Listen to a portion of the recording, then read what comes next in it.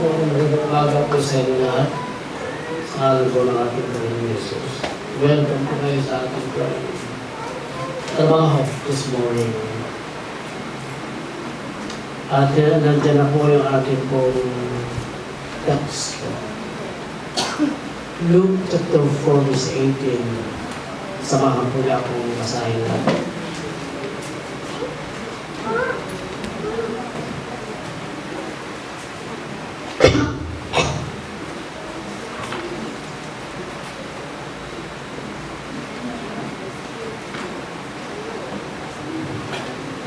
Verse 18 po tayo. Now, let's start the reading. The Spirit of the Lord is upon me.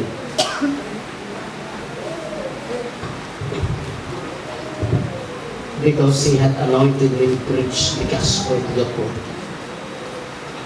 He hath sent me to heal the brokenhearted, to preach deliverance to the captives, recovery of the sight of the blind, and to set at liberty them that are lost. Verse 18, the Spirit of the Lord is upon me, because He hath anointed me to preach the gospel to the poor. He hath sent me to heal the brokenhearted, to preach deliverance to the captives, and recovery of the sight of the blind, to set at liberty them that are lost. Verse 18 po yan.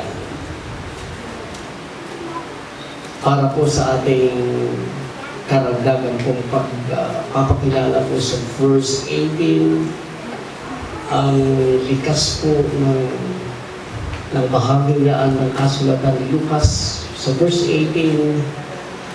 Ang verse 18, kung hindi mo papansin, yan po ay isang propesiya sa lumang tipan. Sinasabi natin isang hula ito mula doon sa lumang tipan. Mula doon po sa bibig Propeta Isaiah, the prophet. Chapter 61 verse 1 po yun, masusukuhan po nila. Sinasabi natin, ang bahagi niya ng kasulatan ay isang hula. Sa Tagalog, hula. Sa 21, kung pwede i-open natin ang 21, ganito tayo sa 21, para mapatunayan natin na ito ay isang hula.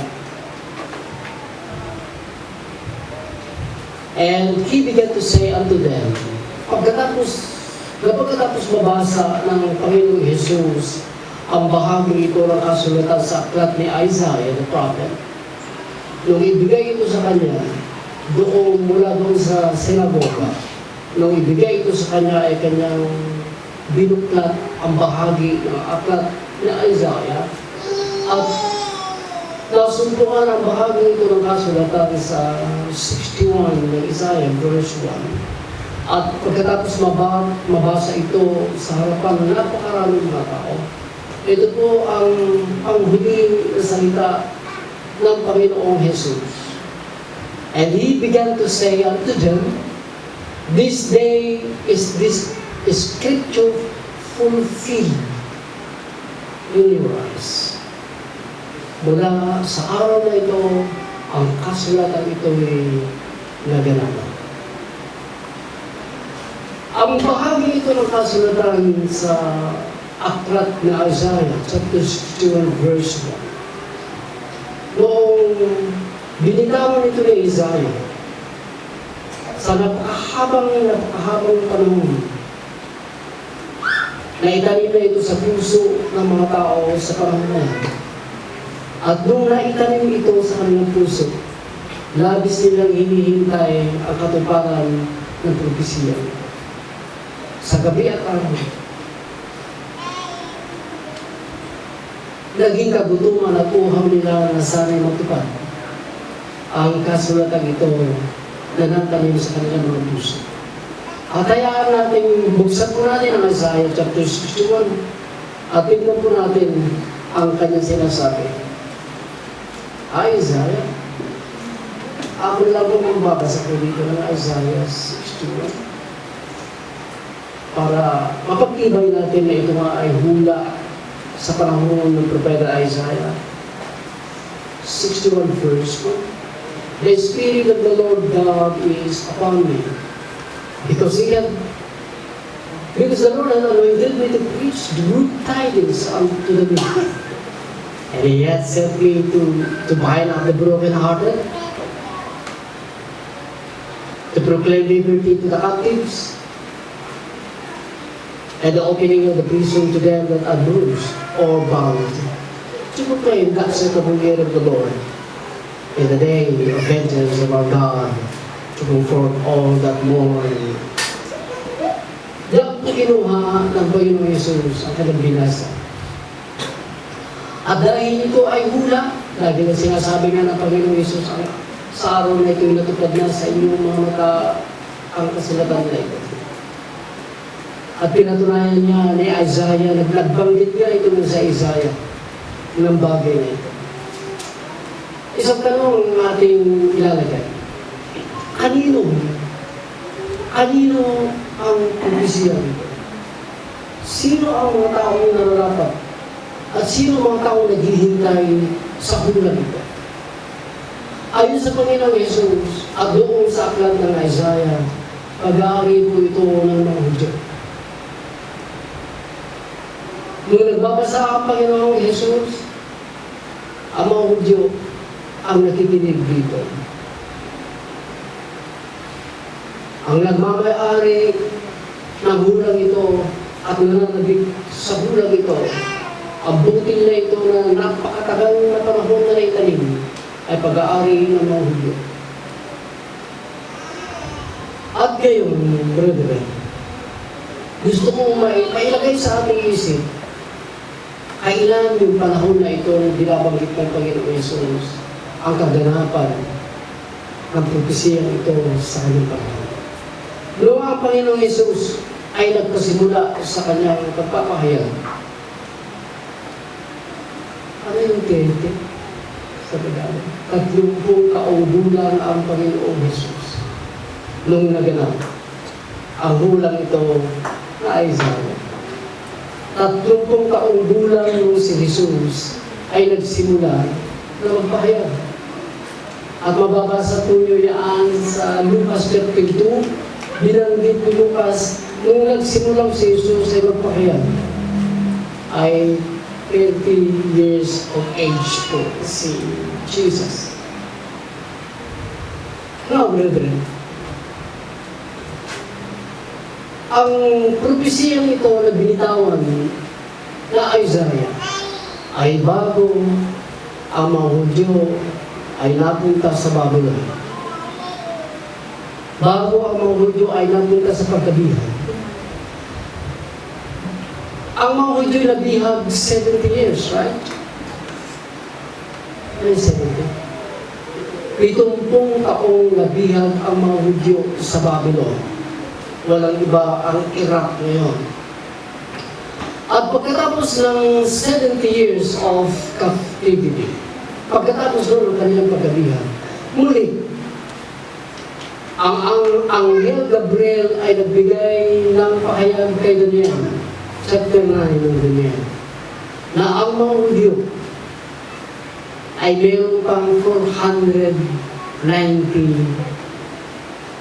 years.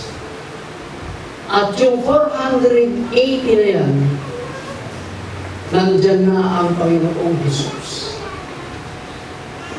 Kaya yung 480 years mula nung lumaya ang mga Hudyo sa pagkabihan, dumating at naganap ang propesya.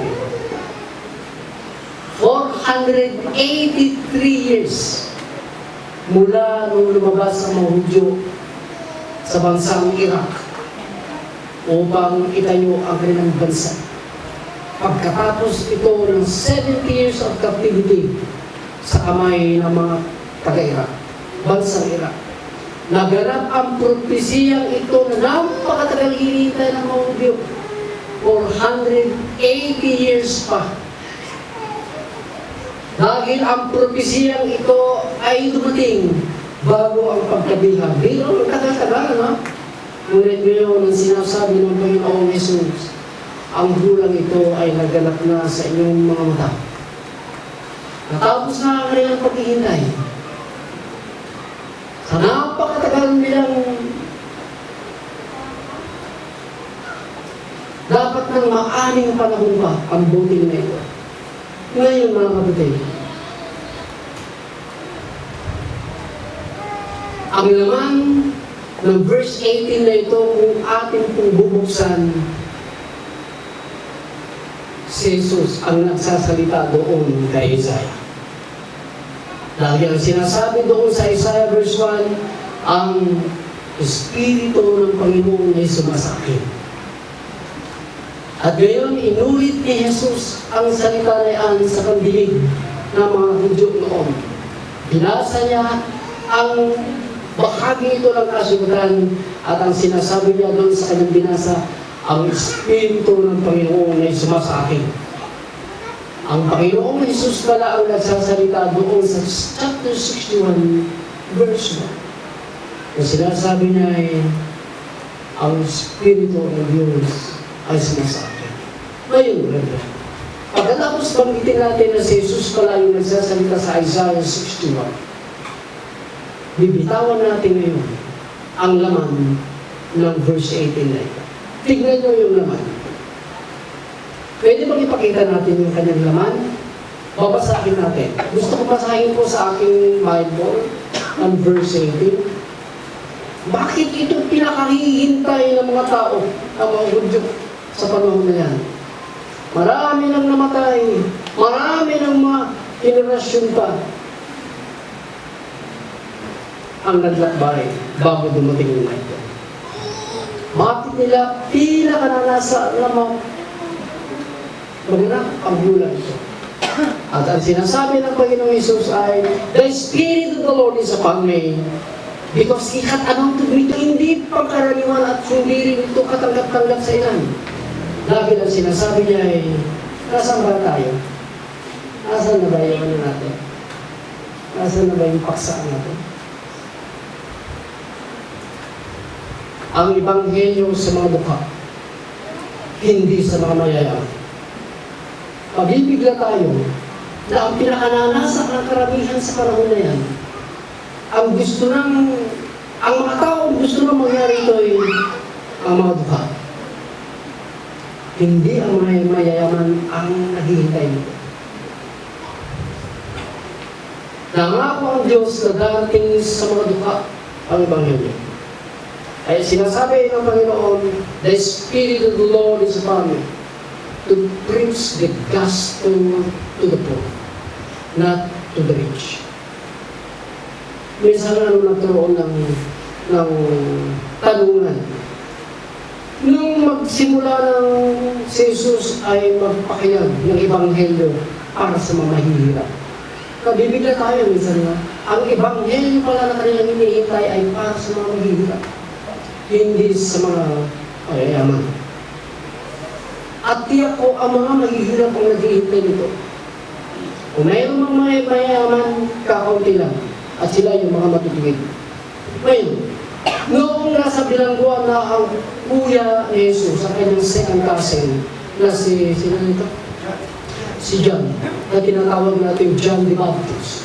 Nung nasa bilangguan na ito si John the Baptist, at nagsimula na rin ang Panginoong Jesus na mag-preach ng gospel to the poor. Nagtanong doon sa bilangguan itong si Juan. Nagpadala si Juan ng kanyang mga alagad kay Jesus. At tinanong nila kay Jesus, tanungin niyo nga kung siya na yung Isaiah o maghihintay pa tayo. Pakitanungin niyo. Naglakbay ang dalawang disipulo ni Juan. At pagdating nila sa harapan ng Panginoong Jesus, ang tanong nila ay ganito kay Jesus. Matthew chapter 11 verse 5. Pwede niyong basahin na. Nababasahin ko naman dito sa ating Bible. 11:5 ng Matthew. Umpisahan po natin sa verse 4. Jesus answered and said, dahil na sinasabi niya sa verse 3, and said unto him, sinasabi nila sa Panginoong Jesus, art thou he that should come? ba yung darating o maghihintay pa kami ng iba? And said unto him, Art thou he that should come, or do we look for another? Ang sagot ng Panginoong Yesus. And Jesus answered and said unto them, Go and shew John again. Sabihin niyo muli kay Juan, those things which you do hear and see. Kung sabihin niyo kay Juan, sabihin niyo ang inyong nakita at yung narinig. The blind receive their sight. The lame walk. The lepers are cleansed. The deaf hear. The dead arise up. The poor have the gospel preached to them. Isa sa mga hindi napapansin na mga sinyalis ng Isaiah, hindi lamang yung ang patay ay bumabangon, yung blind nakakakita, yung pilay nakakalakad, ang isa sa napakahalagang bahagi ng sagot ni Jesus bilang siya na ang Messiah ay ang naipapahayag ang Ebanghelyo sa mga mahihirap. Bakit hindi sa mga mayayaman, Pastor? Hindi natin alam. Basta sinasabi niya, we preach the gospel to the poor. Bakit hindi sa mga mayayaman? Nabibigla tayo sa bahagi ito ng kasulatan.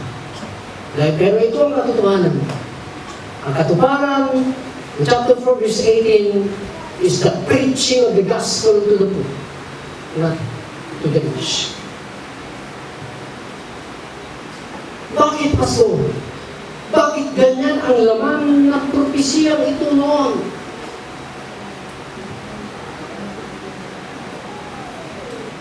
Ang hindi natin alam kung nagbabasa tayo ng may pagkaintindi, tayo mga nagbabasa. Ang mga maghihirap ay napakalapit sa puso ng Diyos. Kung ang mga mayayaman ay hindi malapit sa puso nila, ang mga maghihirap, ang Diyos, napakalapit sa puso ng Diyos sa mga maghihirap. Bakit ganun, Pastor?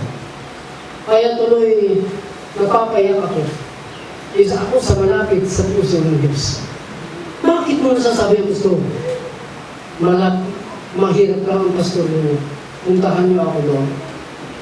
Papapahiya kayo pagka maganda ang bahay niyo. Dahil hanggang ngayon, walang bahay si Pastor Randong.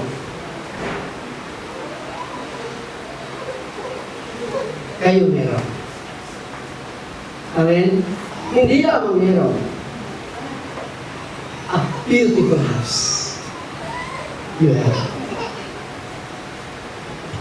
Bakit napakalapit ang puso ng Diyos sa mga mahihirap? Ang hindi natin alam, mga minangunan, bago ang mga Hudyo galing sa Egypt, 400 years na ang mga Hudyo ay nasa bansang Egypt at pinalipin sila ng buong hirap doon, pinalaya sila ng Diyos papuntang Israel sapagkat ito ang pangako ng Diyos na kanilang lupa. Pero bago sila tumutungtong sa lupang ito, na pag-aari na binigay ng Diyos, may tagubilin ng Diyos sa mga may kaya, sa may kapangyarihan pagdating ng araw doon sa Israel. May tagubilin ang Diyos sa may mga kayaman.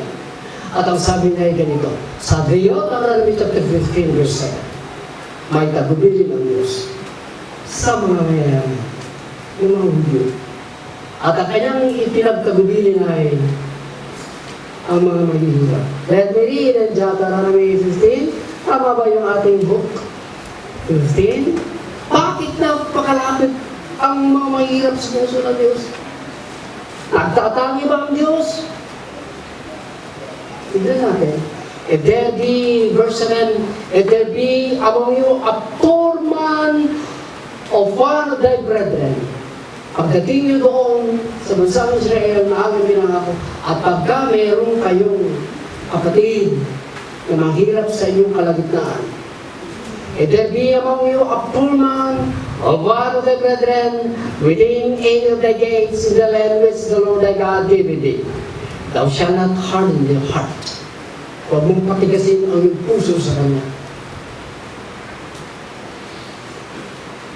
Thou shalt not harden thine heart, nor shut thine hand from thy poor brother. Dahil may mga mayayaman, tikom ang kanilang mga kamay sa mga taong maghihirap.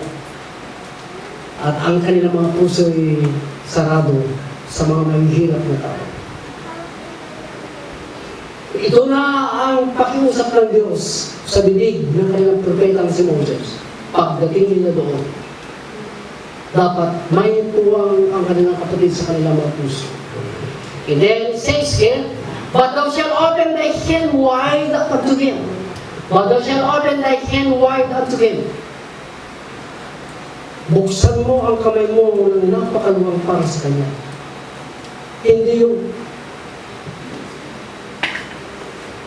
20 lang, 20 lang. Baka ganyan pa yung kamay. Kukunin mo na yung 20. Nanginginig pang magbigay yung 20. O baka maatake ka pa dyan na.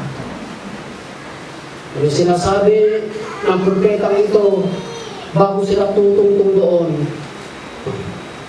Yokrad mo, di imang nalawa ka dali ikabsat mo na pobre.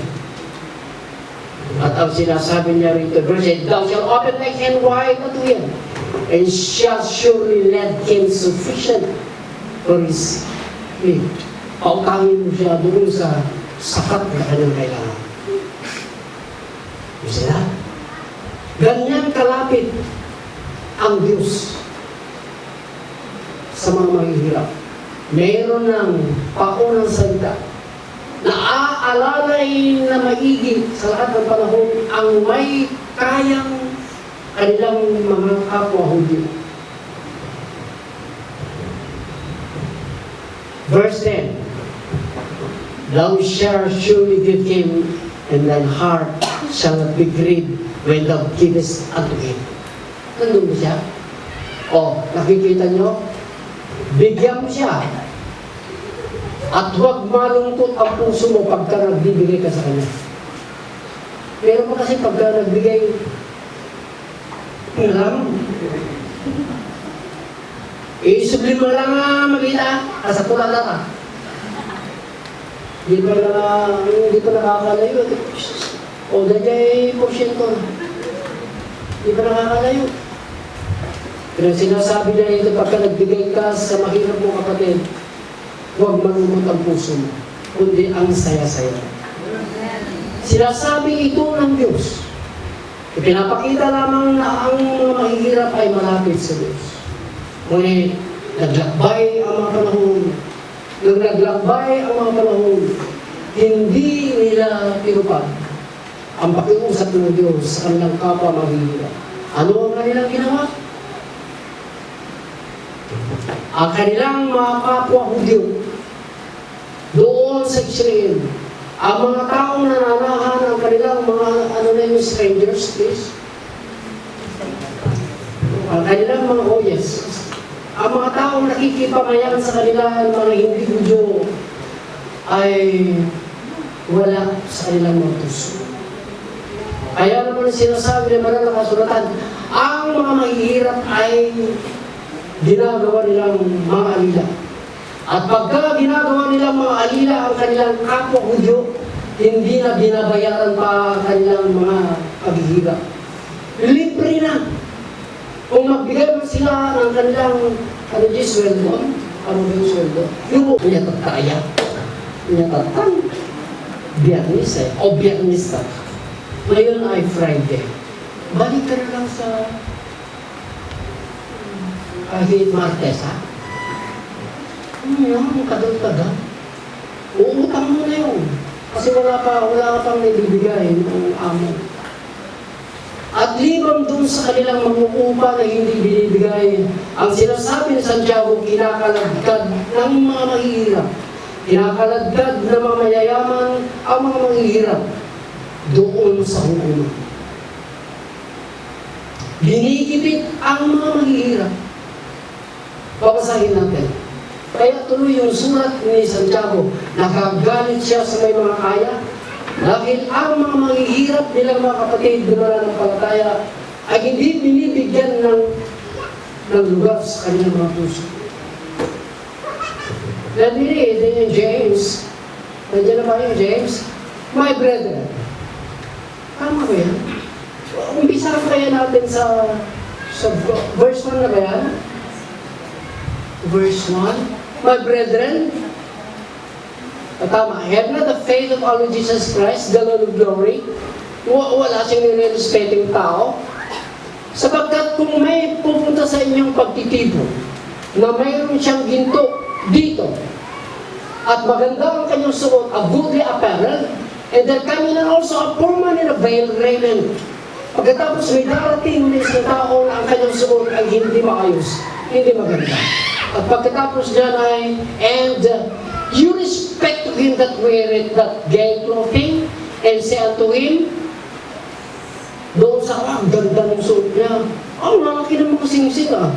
Tingnan mo naman yung pintas niya, ang apat. Ang layo-layo nakikita mo na. Halos nasasakal na siya sa lapad ng kanyang kumikintab. Akala mong ilaw ng sasakyan. At pagkatapos nito ay, and you have respect to him that weareth the gay clothing, and say unto him, sit down here in a good place, and say to the poor, stand down here and sit here under my footstool. Ikaw naman ang mahirap, kasi ang damit mo, bangki-bangking, o dalabitonis na, baliktad. Pinitin. Dito ka lang sa may paanan ko huwag kang uupo doon dahil pangmayaman lang yun. Dito ka lang. At ang sinanagpatuloy itong si James, at ang are you not then partial in yourselves? And are become judges of evil thought? Pakitaas po. And helping my beloved brethren, hath not God chosen the poor? Hindi ba pinili ng Diyos sa mga mahihirap? Bakit hindi mo sila binibigyan ng tuwang? Bakit pinipili nyo yung mga mayayaman na yan? Hindi alam nila talaga na pinipili ng Diyos sa mga mahihirap. Bakit? Hath God chosen the poor of this world to reach in faith? Brethren, ang dahilan kung bakit pinipili niya ang mga mahihirap ay para papagyamanin niya ng mga pananampalataya. Na kahit mahirap lang tayo, hindi tayo mayaman, brethren. Ngunit mayaman tayo sa pananampalataya sapagkat napakalapit natin sa puso ng Diyos. Amen? Pagpatuloy tayo. Every my beloved brethren, not that chosen the poor of this world to reach in faith, at ito'y takapagmana sa kaharian ng Diyos na kanyang ipinangako sa mga nagmamahal sa Kanya. Itaas natin ulit. But you have despised the poor. Hindi nyo ba alam na hinahamak kayo ng mga mayayaman at kinakaragkag kayo doon sa mga hukuman at pinagbibigyan nila ng masama yung banal na pangalan na tinatawagan ninyo. Tignan nyo ang ginagawa ng mayaman sa panahon na yan. Bago si Jesus ay nagkatawang tao. Hindi na mababawi pa ang katotohanan ang Ebanghelyo sa mga mahihirap. Kung meron mang naliligtas na mayaman, napakabungkid ito. Ngunit tignan nyo ang banal na kasulatan. Higit na binibigyan ng pansin ng Diyos ang mga maghihirap, sapagkat karamihan sa mga maghihirap ay pinaghihirapan. Napakailap ang hustisya sa mga maghihirap na sana'y isusubo natin, pero nandoon ang mga kayamanan sa mga mayayaman.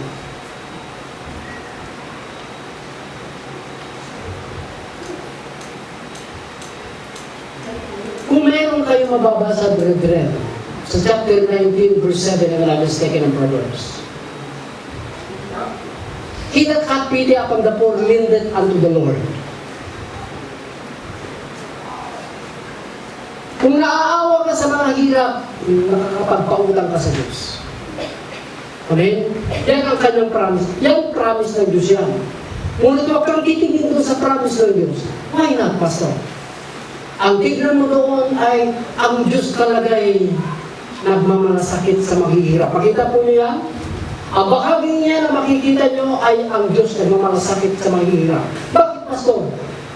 Nangangako tuloy ang Diyos na pagka ang sino man na tao na may puwang sa kanyang puso sa mga mahihirap, ang Diyos ang magbabayad sa kanya. Amen? Mahirap ako, brethren. Sige lang. Tanong kayo niya mabay na nagkaalaan ka.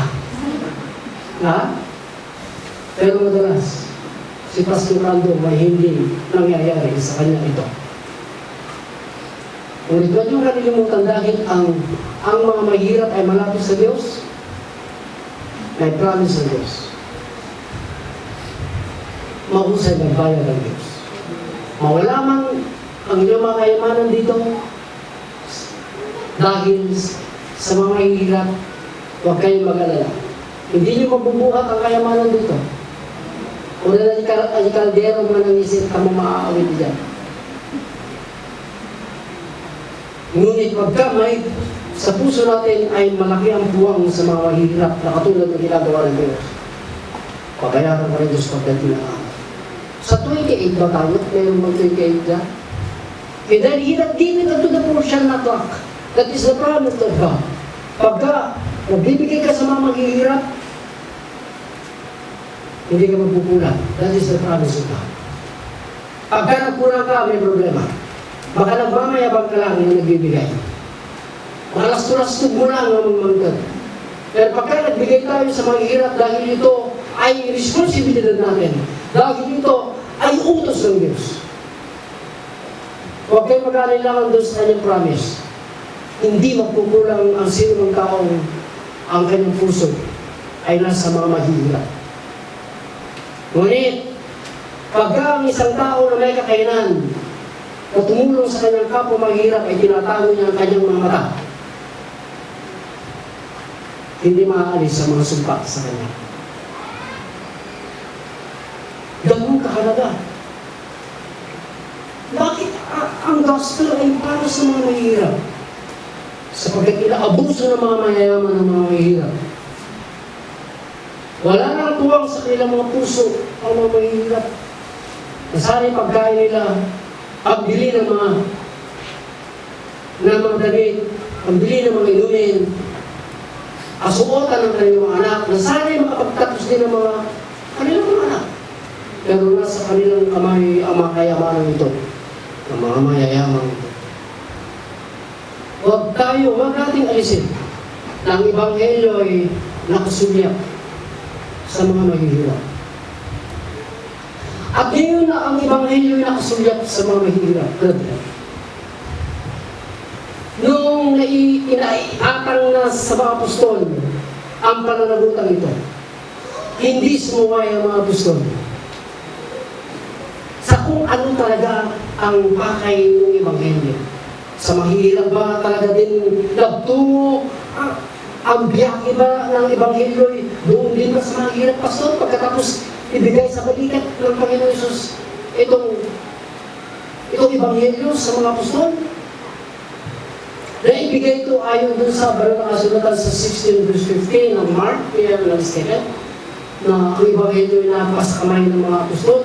Ngayon, nung unang-unang mensahe ni Peter sa chapter 2 ng Gawa, tignan natin kung ano tama pa talaga na sa mga mahihirap ang destinasyon ng Ebanghelyo. Hindi ba sumuway ang mga apostol doon sa pakay ng Ebanghelyo na para sa mga mahihirap? Tignan po natin sa chapter, nandiyan ba siya? Okay, then they that gladly received His word, noong unang mensahe ni Peter sa mga Hudyo, at ang bilang nito ay nagtala ng isang napakadamuhalang bilang ng mga ligtas na tao. And they that were added unto them about 3,000 souls. And then next, at pagkatapos ulit, nung nagmensahe ulit sila, ay meron ding ulit dito. And all that believe were together. Tignan nyo, kung tama yung destination ng gospel ay para sa mga mahihirap. And all that believe were together.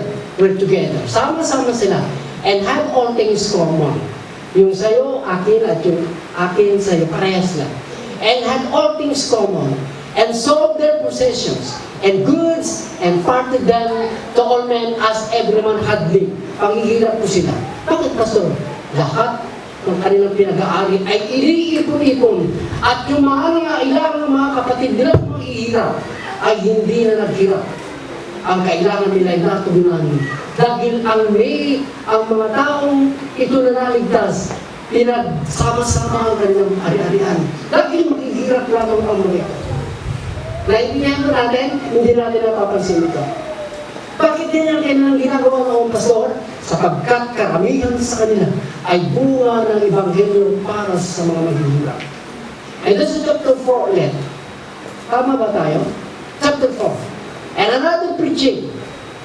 Howbeit, many of them which heard the word believed, and the number of them was about 5,000. Ulit ang nadagdag sa kanilang preaching. Tignan natin kung maghihirap ba ito ulit. Pakidagdag natin ang taas. Neither was there any among them that lacked. Tignan nyo speak. And distribution was made unto every man according that he had need. Binigay sa mga apostol. At ang mga apostol, o sige, ibigay nyo sa mga kapatid na nangangailangan. Panghihirap sila, brother. Hirap. Napakahirap. At tama lang yung preaching to the poor. The Spirit of the Lord is upon me. And He hath anointed me to preach the gospel to the poor. Meron naliligtas na mga mayaman, hindi na mangulugan na mali ang tungo ng Ebanghelyo. Kaya hindi ako natin. Dumating ang pagkakataon na ang Ebanghelyo ay ibinigay kay Pablo. Ang Ebanghelyo ay ibinigay kay Pablo patungo sa mga Hintil, patungo sa ating hindi Hudyo.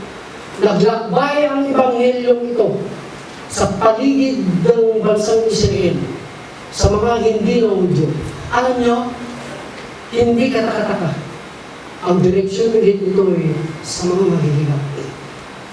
Ganun ka talaga, Pastor. Tignan nyo mabuti. Sa Galatians chapter 2, verse 10. Nung ibinigay kay Pablo ang Ebanghelyo to preach the gospel to the poor, ang kanilang itinasaalang-alang kay Pablo, huwag yung kalimutan ang mga maghihirap. Pero meron po kasi mga churches at meron din po kasi may mga pastors na ang kanilang target talaga ay mayayaman. Manuwala tayo dyan. Dahil minsan sabi magbanggit ako ng pangalan dahil kahit marinig. Sabi ni Pastor Jack, Pastor, tama ba? Nasabihin ni Pastor na ang aking daw bibingwitin ay yung talagang malalaking isda. Yung mayayaman daw. Sinabi niya yung Pastor, Pastor, hindi mo sabihin niya ang bibingwitin ko daw ay yung malalaking isda. Huwag mo gagawin yan, Pastor Jack. Dahil hindi yan talaga ang destinasyon ng Ebanghelyo. Kung sa ating pagpapahayag ay may maliligtas ng mga mayayaman, wala tayong problema na. Ngunit kung ang direksyon niya ay mayayaman at walang puwang ang mga hirap dahil hindi ka matutulungan yan. Pagkapanahon na magtayo ka ng Diyos, hindi ka matutulungan. Pero yung mayaman, pagka nagtayo ka, ang yaman-yaman nga. O di yayaman ka pa. Huwag mo gano'n niya, Pastor. Huwag mo siyang susundin. Dahil ang hinahanap talaga niya ay mayaman na tao. Ayun. Ang hinahanap niya talaga mayaman. Kung minsan nakita ko, nakasakay na naman ng sasakyan. Ang kasama niya, puting tao. Pugtuan niyo mga naging baga ako. Amoy din niya, ito na nag-cellphone kayo. Sabi ko, huwag mo gagawin yung Pastor Jack. Iwasin katabukol mo, katabaniit mo. Luwaga may isa lang yung nabak ng nasayaan. Nung ipanggap mo ko, dahil nabak ng takaw mo, biro ko, dahil bumanan ka ng Pastor. Uray awan, Pastor Jack. Kahit mahirap lang ito, ang hangad natin ay kung sino ang gusto ng Diyos na maligtas, mahirap o mayaman, dapat naligtas. Huwag yung sa puso natin ay dalhin natin ang Ebanghelyo doon sa mayaman para yumaman tayo. Urahan tayo makaibang bangon, di kapila mo dapat ipanggod tayo. Ang Diyos ay hindi nagkakangin ng tao. Amen? Hindi makita. Kung naman di Apostol Pablo pa nagkikita taga-Korinto. Yung mga taga-Korinto. Hindi nyo ba nakikita ang tawag sa inyo ng Diyos? Nakakabagit ba yun? Nandiyan ba siya? Siya na ba yan? O nagtago na. Gusto niya mayaman na rin. Sa Corinthians? Hindi pa natin nabasa ang Galatians. Verse 10. And there be among you a poor man. Iba naman ito. Lagi na mahirap kasi pura-pura na naman yung nababasa natin.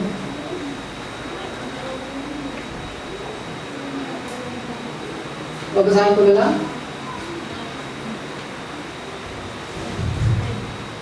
Sa 10. Okay. Ang pakiusap lamang nila sa amin, no, binigay ng Ebanghelyo sa amin, sabi ni Pablo, sabi niya, oh, they would that we should remember the poor. Yan naman ang lagi kong ginagawa, sabi ni Pablo. Yan naman ang dati namin ginagawa. Bigay sa amin ng trabaho doon sa mga intel. Ang pakiusap nila, huwag namin kalilimutan ng mga mahihirap. Eh talaga naman yan naman ang una namin ginagawa. Ano pa? Ang sinasabi ni Apostol Pablo. Kaya doon sa 1 Corinthians chapter 1, verse 26, mababasa niyo noon na ang mga taga-Korinto din pala ay hindi mayamang mga tao. Noong bumugso sa kanila ang Ebanghelyo na sinasabi ng Apostol Pablo, hindi niyo ba nalalaman ang inyong mga pagkatawag? For you see your calling, brethren, how that not many wise men after the flesh. Kayo dyan sa Korinto, hindi kayo marunong tao. Right? That not many wise men after the flesh, not many mighty, hindi rin makakapangyarihan kayo dyan. At hindi naman kayo yung mga taong kilala. Tayo ay hindi makakapangyarihan. Tayo ay hindi kilala ng mga tao. Sapagkat ang Ebanghelyo talaga ay ang hinahanap niya yung katulad natin na mababa ang loob. Ang mga mahihirap ang mababa ang loob. Wala siyang lakas na tumayo doon sa mga mahihirap. Nahihiya ang mga mahihirap na tumayo sa mga mayaman, sa mga may kapangyarihan. Dahil ang puso natin ay mababa. Wala tayong may pagmamalaki. Pakita niyo ito, brethren. Pagdating ng panahon, brethren, nung magkaroon ng nangangailangan ang bansang Israel, ang mga mananampalataya sa Jerusalem, sa siyudad ng Jerusalem. Alam niyo, brethren, kumuha ng tulong itong si Apostol Pablo sa lahat ng churches ng Gentiles. At ang binanggit niya rito ay, tulungan niyo sa lahat ng mga churches sa palibot ng bansang Israel na mangintin. Tulungan niyo ang mga kapatid natin maghihirap sa Jerusalem. Ang mga kapatid natin sa Jerusalem ay isang maghihirap na mananampalataya. Bunga ito, yung tinatawag doon sa propesya ng Isaiah 61, ang Ebanghelyo sa mga mahihirap. Basahin natin sa Romans chapter 16. Tignan ko baka hindi ako nailagay mo natin. Oh yes. For it hath pleased them of Macedonia. Ang probinsya ng Macedonia ay kinaroroonan ng mga maraming mananampalataya sa Macedonia, province of Macedon. At it hath pleased them that Macedonia and Achaia is also a province. Kasama ang Corinthians sa Achaia. And Achaia to make a certain contribution for the poor saints which are Jerusalem.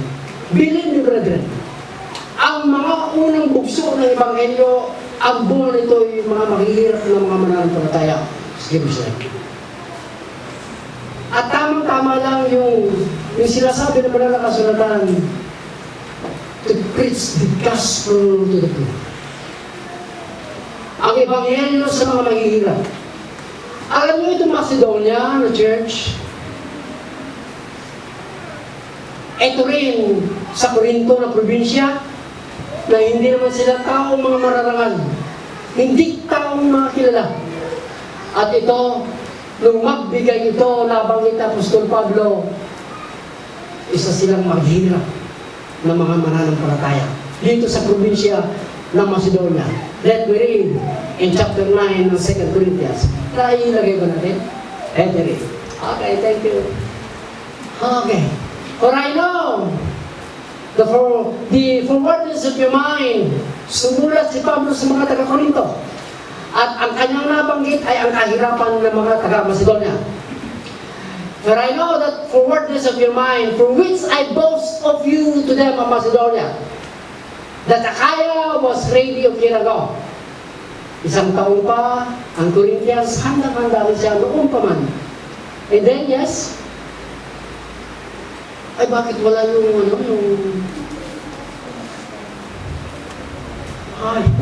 I forgot. Sorry po, papasahin ko na naman, sa sumusunod ng, pero hindi namin yung verse 9, chapter 9, sorry.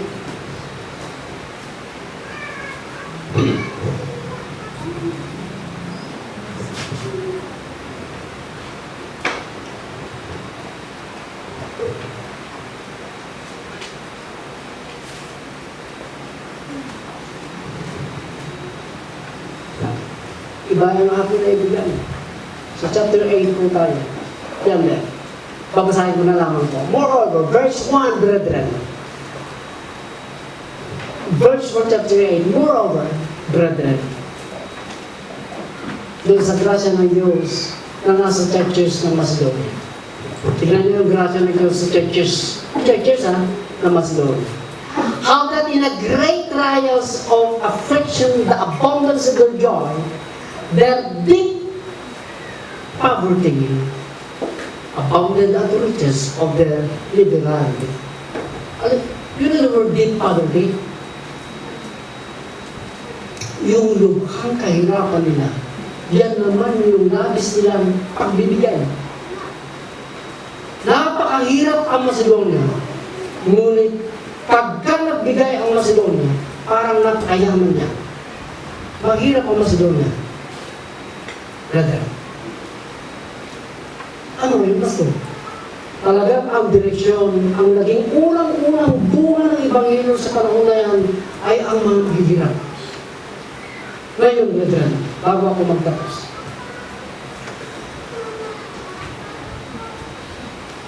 Dahil ang Iglesia, ang Panginoong Hesus sa panahon nito, ay pinahiran ng Banal na Espiritu din.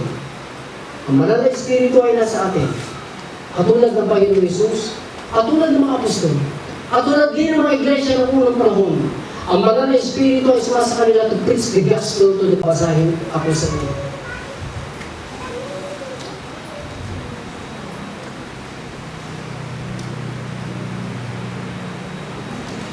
Ibigay natin ang Ebanghelyo sa mga kinauukulan. Sino ba ang kinauukulan? Tama. Na mahal ng Diyos ng lahat ng mga tao dito sa daigdig. Ngunit higit sanang mabigyan natin ng puwang. Ibigay natin ang sulyap ng Ebanghelyo sa mga mahihirap. Huwag natin silang isang tabi. Kundi lagay natin sila sa ating puso. Na sila ang unang-una na kailangan makarinig sa Ebanghelyo. Kung meron tayong makakasalubong na mayaman, na kailangan makarinig ng Ebanghelyo, gawin natin. Ngunit huwag natin gagawin, isara ang ating puso at ang Ebanghelyo ay ilagay natin sa mga maghihirap. Isang malaking kasalanan ito, brethren. Kaya iparating natin ang Ebanghelyo sa kinauukulan. Walang iba sa mga maghihirap.